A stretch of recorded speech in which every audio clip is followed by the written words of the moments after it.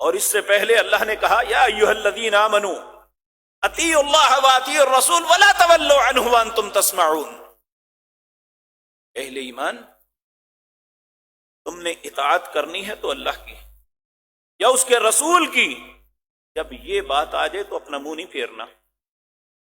یہ نہیں کہنا میں سوچوں گا، یہ نہیں کہنا کہ میں ابھی کچھ وقت کے بعد، کیا کل کسی نے دیکھا ہوا ہے؟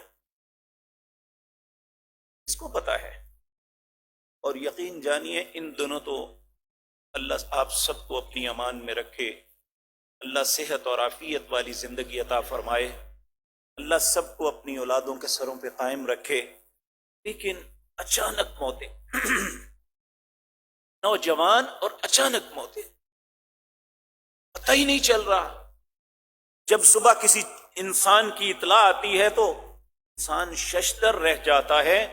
تو رات کو میرے ساتھ تھا، میرے ساتھ اس نے کھانا کھایا، میرے ساتھ بیٹھا، مجھے اس نے فون کیا، میرے ساتھ یہ بات ہوئی. تو سوچ بھی نہیں سکتا تھا ایسی خبر میری اور آپ کی بھی آ سکتی ہے. اس لیے اللہ فرماتے ہیں فَإِنْ حَاجُّوكَ، اگر تمہارے دین زندگی گزارنے کے طریقے کے متعلق تمہارے ساتھ کوئی جھگڑتا ہے کہ اللہ کے دین پہ چلنا ضروری نہیں یا وہ آسان نہیں، تو فقل، تم کہو اسلم، میں تو اس کا فرما بردار ہوں. یہ اللہ کا مشورہ ہے مجھے اور آپ کو. وجہی للہ، دیکھیں اللہ کے علاوہ اور کون سا چہرہ ہے جس کے سامنے ہم جائیں؟ کون ذات ہے جو ہمیں عزت بخش دے؟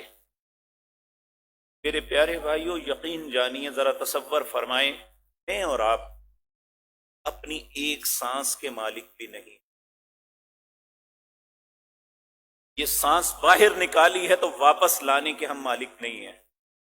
اگر اندر کھینچی ہے تو باہر نکالنے کے مالک نہیں ہیں. وہ اللہ چاہے گا تو آئے گا، وگرنہ نہیں آئے گا، بند ہو جائے گا.